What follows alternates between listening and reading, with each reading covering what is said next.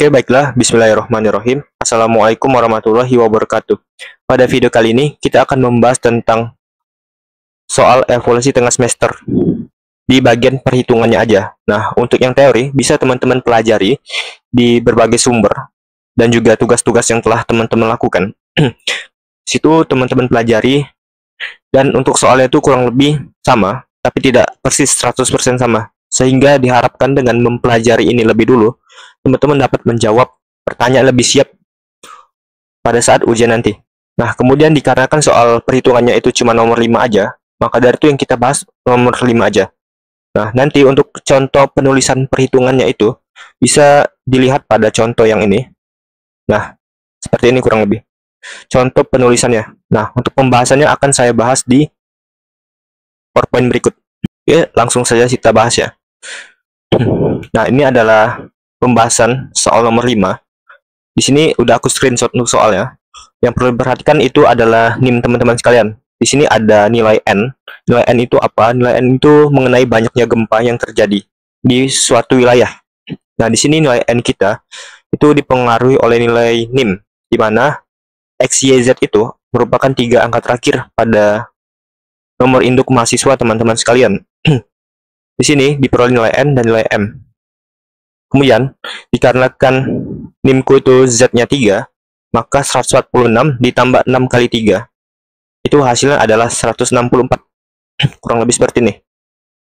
Nah, kemudian area kuning ini adalah area yang diketahui. Nah, untuk bawah ini, itu merupakan kumulatif dari semua kolom ini. Nah, yang perlu diingat pada ujian nanti itu template tabel ini.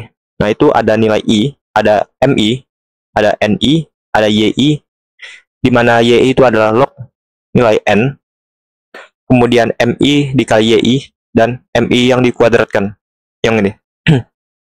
Nah, kemudian untuk YI tadi, log NI, bisa teman-teman hitung aja langsung menggunakan kalkulator. Di sini, perhitungan yang aku terapkan pada PowerPoint ini, itu adalah perhitungan menggunakan kalkulator. Kenapa? Karena ini merupakan kondisi real atau gambaran asli pada saat teman-teman ujian nanti. Jadi apabila terdapat selisih dan lain sebagainya itu bisa dimaklumkan karena kita menghitungnya menggunakan kalkulator gitu. Nah, pertama untuk Y itu teman-teman log NI aja. Log, kemudian dimasukin nilai NI ya, didapat hasil sebagai berikut. Kemudian dikumulatifkan nanti. Nah, MI kali YI itu MI yang ini dikali YI ini.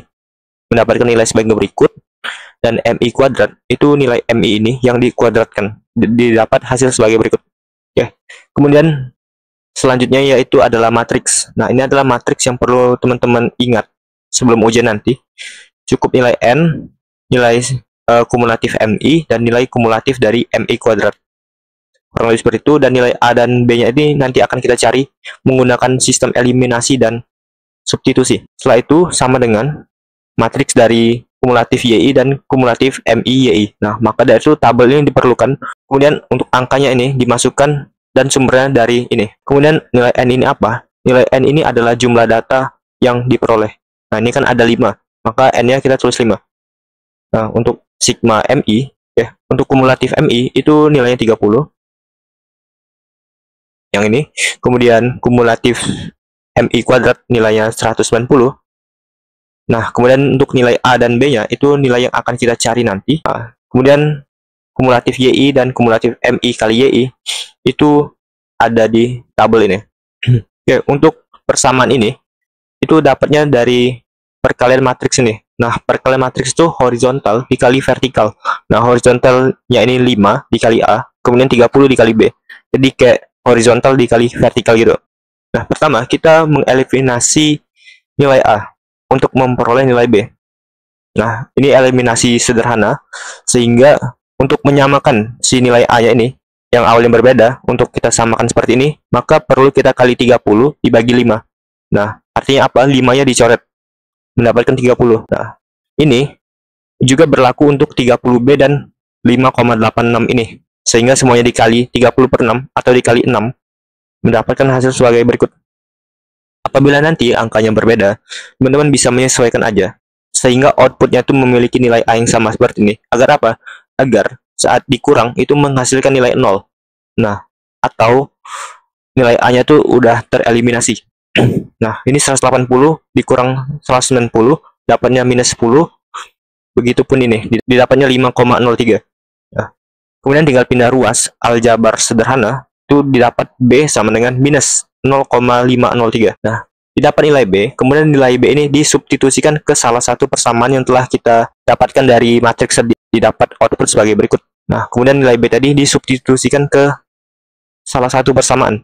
Nah, ini aku coba persamaan pertama, 5A plus 30 kali nilai B, didapat sama dengan 5,86, kemudian dikalikan, dan pindah ruas didapat 5A sama dengan 20,95. Nah, nilai A-nya 4,19 atau 20,95 dibagi 5. Oke, untuk menghitung garis regresi, itu rumus yang awalnya itu seperti ini. Apabila tidak diberikan, A minus B kali M. Nah, untuk wilayah B, itu rumusnya diberikan. Seperti pada soal berikut. Yaitu, untuk wilayah B, mempunyai garis regresi log N setengah A plus 2B bagi 3 kali M. Nah, ini rumusnya dari PowerPoint untuk wilayah B. Apabila tidak ada, untuk wilayah B, ini rumusnya dari soal. Nah, untuk wilayah A, rumusnya itu disamain aja. Apabila keduanya tidak ada rumus, maka pakai aja rumus yang A minus B kali M. Karena ini rumus regresi dari log N.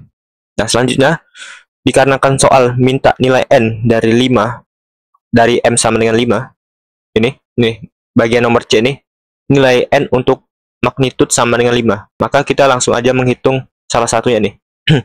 Log N sama dengan 4,19. 4,19 itu nilai A yang telah kita peroleh pada slide sebelumnya. Yang ini. Kemudian nilai B-nya minus 0,503. Yang ini. Dikali M, M-nya 5, dapat hasil sebagai berikut.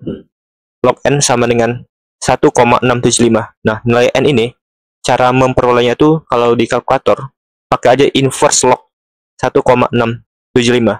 Atau 10 pangkat 1,675. Didapat hasil sebagai berikut. Nah, karena ini lognya ini nggak ada angka, maka apabila lognya nggak ada angka, maka dia tuh 10 pangkat hasilnya ini. Karena log itu kan basisnya 10 gitu. Nah, kemudian untuk wilayah B, log N-nya itu mengikuti rumus yang telah diberikan sebagai berikut. Dimasukin angkanya, kemudian didapat persamaan sebagai berikut. Dengan cara yang sama dan persamaan yang berbeda, itu nanti teman-teman akan mendapatkan nilai N-nya. Nah, kemudian kita akan menjawab ini, gambar titik-titik sebaran dan garis grafiknya. Tadi kan cara mendapatkan log N-nya udah kita jelaskan. Nah, maka dari itu langsung aja kita bikin ini, si tabel ini, dengan perhitungan yang sama, seperti sebelum-sebelumnya.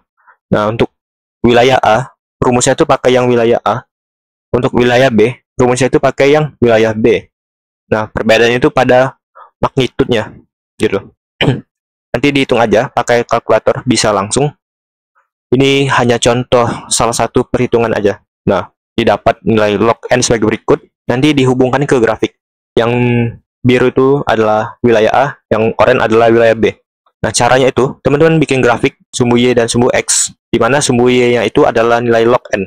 Bukan nilai N ya, nilai log N, dan nilai sumbu X-nya itu adalah sumbu M. Nah, dikonekin aja pada saat M-nya 4, itu log N-nya adalah 2, sekian. Pada saat M-nya 5, log N-nya itu 1,675. Nah, dan dilakukan seterusnya, dan garisnya itu dihubungkan. Kemudian ini disuruh dijelaskan perbandingan kondisi kedua wilayah tersebut dengan membandingkan garis regresinya. Untuk pembahasannya itu wilayah A menunjukkan hubungan yang lebih kuat antara jumlah gempa N dan magnitud M dibandingkan dengan wilayah B yang tercermin dari bentuk garis regresi yang lebih curam.